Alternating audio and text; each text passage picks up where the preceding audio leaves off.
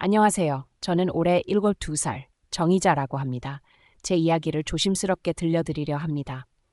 오늘 아침 아파트 복도를 천천히 걸으며 바깥 공기에서 솔솔 불어오는 상쾌한 냄새를 느꼈습니다. 발걸음 소리가 고요한 복도에 조용히 울리던 중 옆집 김씨 아주머니가 저를 불러 세웠습니다. 그녀는 낮고 조심스러운 목소리로 말했습니다.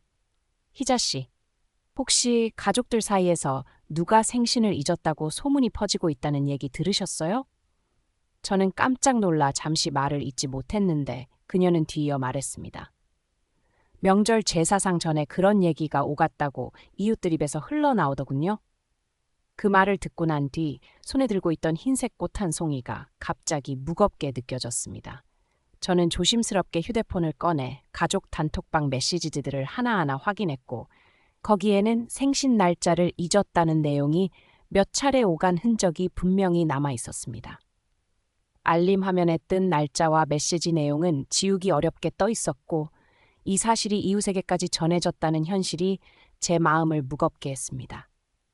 복도를 지나 집으로 돌아오는 걸음이 한층 느려져 무릎이 살짝 아팠는데 이런 일이 있기 전에 남편과 조용히 장례 준비에 대해 대화를 나눠야 한다고 생각하게 되었습니다.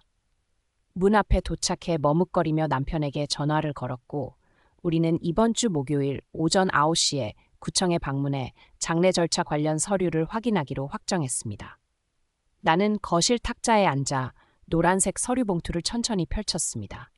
약봉지를 만지작거리며 언제나 맡던 약 냄새가 코끝에 스며들었고 서너 장의 종이를 넘기는 소리가 조용한 정호의 집안에 퍼졌습니다.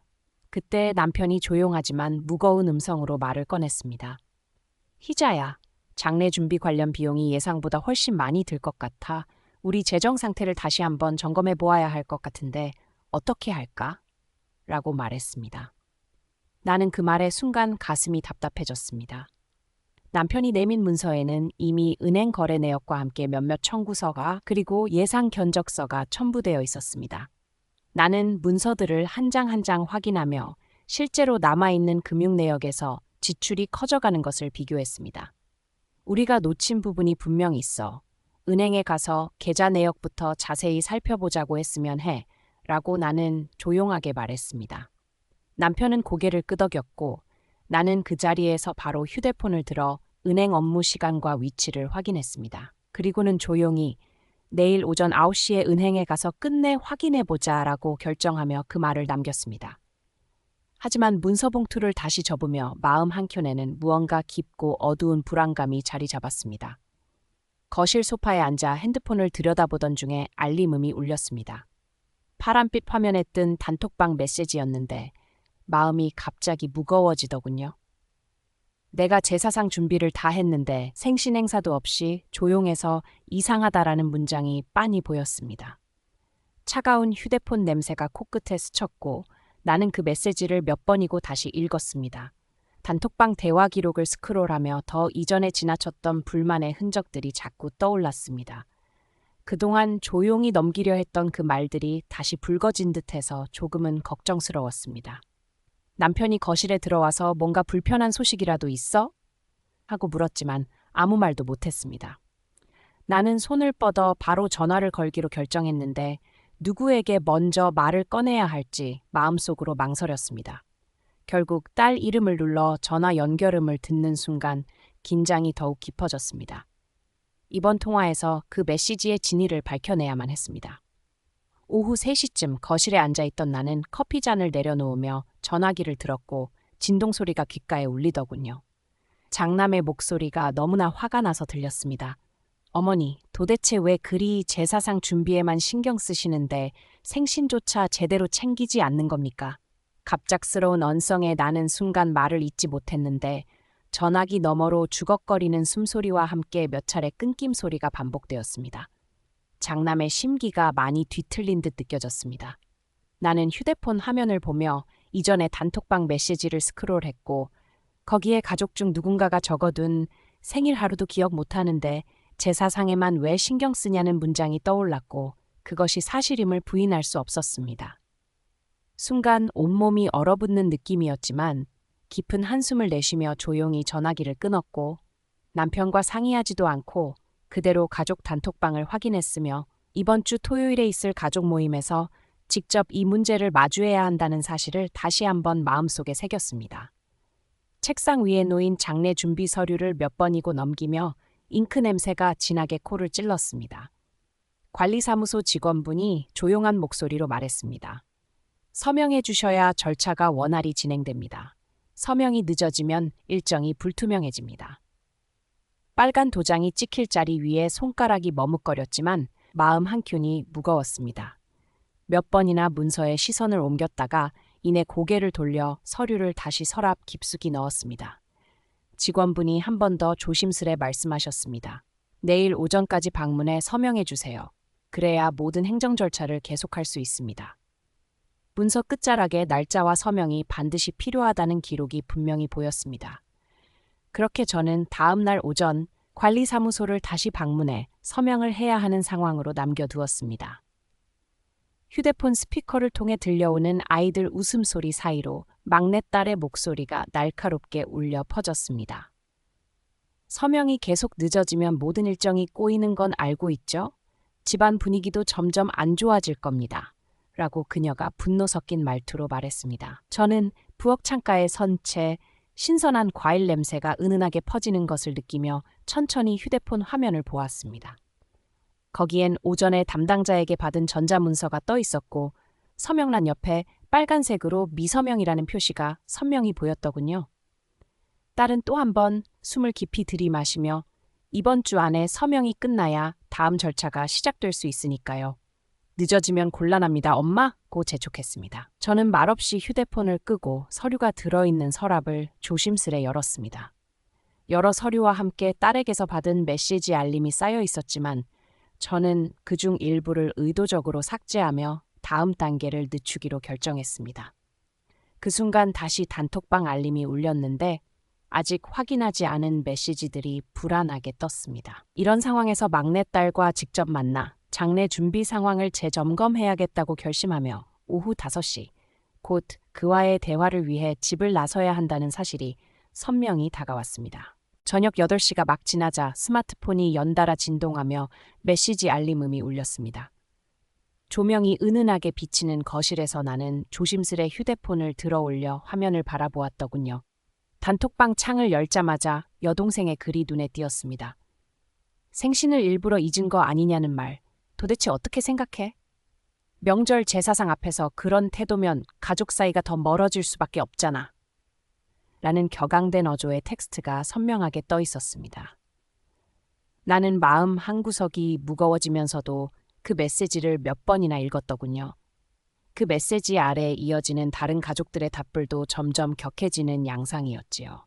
이 불편한 진실을 무시할 수 없다고 판단하여 휴대폰에서 캡처 버튼을 눌러 그 대화를 저장했습니다. 그리고 곧바로 단톡방에서 내 입장을 밝히는 문자를 작성해 보냈습니다. 오해가 크신 것 같은데 일부러 잊은 건 결코 아닙니다. 라는 말과 함께 상황을 진정시키려는 의도를 담았더군요. 하지만 그 메시지를 보내는 순간 나는 가족들과 직접 마주 앉아 대화를 나누어야 하는 불가피한 상황이 닥쳤다는 사실이 더욱 분명해졌습니다. 그래서 나는 가족과의 마주 앉을 장소를 정해야 한다고 생각했고 그 자리 역시 쉽지 않을 것임을 직감했습니다. 오늘 밤 내게 남은 일은 더 이상 피할 수 없는 그 만남을 바로 내일 오후 3시에 진행하는 것으로 결정하는 일이었지요. 식탁 위에서 젓가락과 접시가 부딪히는 소리가 계속되더군요. 찜통 같은 공기 속에서 손주 민호가 갑자기 고함을 질렀습니다. 할머니, 왜 우리 생일도 안 챙기시고 그냥 넘어가는 거야? 그 말이 주방 구석까지 울려 퍼졌습니다. 모두의 시선이 저를 향했는데 갑자기 마음이 무거워졌습니다. 어머니라는 이름으로 아이들의 실망을 마주하는 게 이렇게 힘든 줄은 몰랐습니다. 민호의 목소리는 더욱 높아졌고 생신은 왜 항상 깜빡해? 우리도 기억해 주길 원해. 라는 말이 정면으로 다가왔습니다. 아이 아버지인 아들 역시 얼굴이 붉어지며 억눌린 감정을 토해냈습니다. 정말 이럴 거면 이제 더 이상 기대하지 말아야 하는 거냐고. 우리도 힘들다 어머니. 저는 조용히 식기 구석에 있던 차트를 집어들었습니다. 그 차트에는 다가오는 가족 생일 날짜와 함께 놓인 각종 명절 일정들이 빼곡히 적혀 있었습니다. 그리고 저는 그 차트를 조용히 서랍 깊숙이 밀어 넣었습니다. 이 행동은 내 마음속 갈등을 숨기려는 선택이었지만 결국 불씨를 더 키우고 말았습니다. 다들 술렁이는 와중에 저녁 음식 냄새가 식탁 위를 덮었지만 누구도 식사를 제대로 하지 못하는 분위기였습니다. 거칠어진 대화 사이로 전해지는 긴장감이 거셌고 저는 마음을 가다듬으며 이 갈등을 피하려 했지만 마음 한켠에서는 불안이 느껴졌습니다.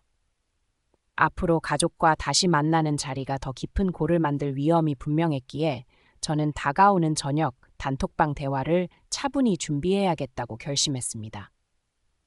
밤 9시 단톡방 메시지를 확인하고 다시 한번 숨을 고르기 위해 휴대전화를 손에 들었습니다. 가로등 불빛 아래 느릿느릿 발걸음을 옮기며 밤 9시가 넘은 아파트 단지 놀이터 주변을 걷기 시작했습니다. 바람이 나뭇잎 사이를 흔들며 나무 냄새를 몰고 왔고 차가운 공기가 코끝에 스쳤습니다.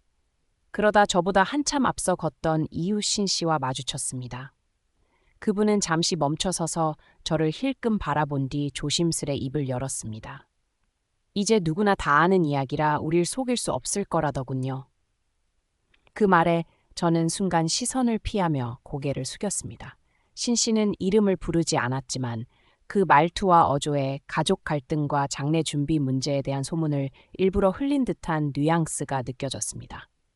그 순간 손에 쥔 핸드폰을 꺼내 단체 채팅방 메시지를 훑어보니 가족들 사이에서 이미 장례 준비와 관련해 불편한 진실이 퍼지고 있다는 증거가 눈에 보였습니다. 저는 깊은 한숨을 내쉬며 다시 천천히 걸음을 옮겼습니다. 입안에서 맴도는 말들을 억누르고 집으로 돌아가 남편과 함께 오늘 생긴 변화와 이야기들을 다시 점검해야겠다는 생각이 들더군요. 부엌 테이블 위에 놓인 투명 약통의 봉인지를 조심스레 뜯었습니다. 하루 복용량을 다시 한번 점검해 보려고 약봉지를 펼쳤더니 약 냄새가 코끝에 스쳐 지나가더군요. 그때 가까운 약국에서 일하는 김 약사님이 전화를 걸어 정희자 씨, 지금 복용량을 다시 확인해야 할 것 같아요. 라고 조심스럽게 말을 건넸습니다. 그녀는 이대로 약을 계속 복용하시면 건강에 위협이 될 수 있다고 알렸고 실제로 저에게 보내온 문자에는 최근 병원에서 조정된 처방 내용과 복용 권고가 뚜렷하게 기록되어 있었습니다.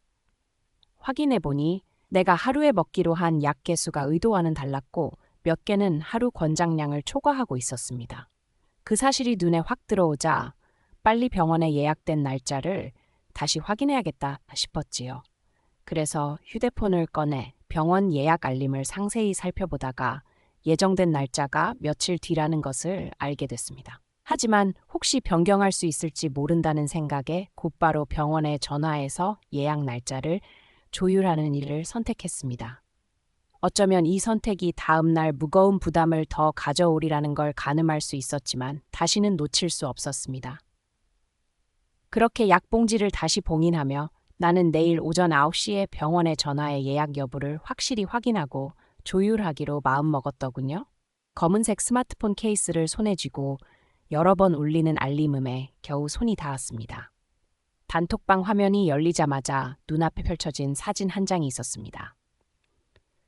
통장 거래 내역서였는데 오른쪽 상단에 장례비 사용이라는 항목과 함께 여러 날짜와 액수가 찍혀 있었습니다.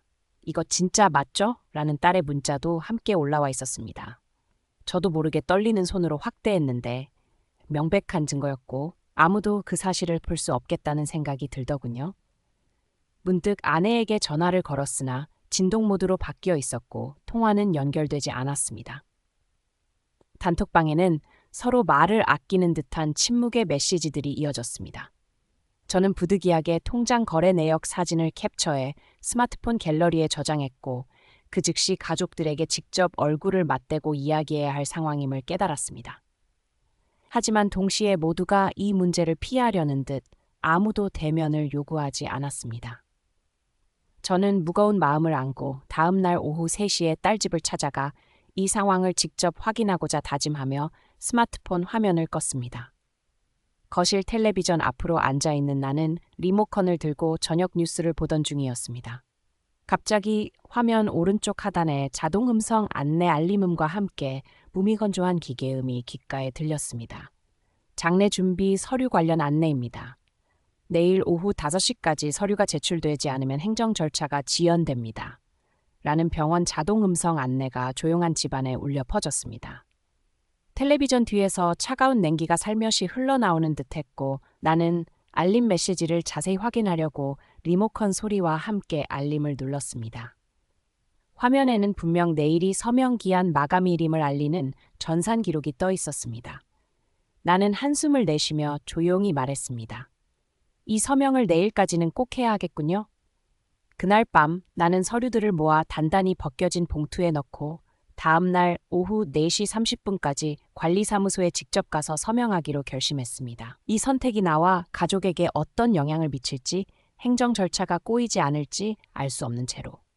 서류를 가방에 넣은 나는 깊은 한숨과 함께 거실 불을 끄고 방으로 들어갔습니다. 내일 바로 행동하지 않는다면 더 큰 위험이 닥칠 것이라는 불안이 서서히 마음속 깊이 자리 잡았습니다. 오늘은 이 정도만 이야기할게요. 날씨가 갑자기 추워졌으니 건강 조심하시고 또 다음에 뵙겠습니다.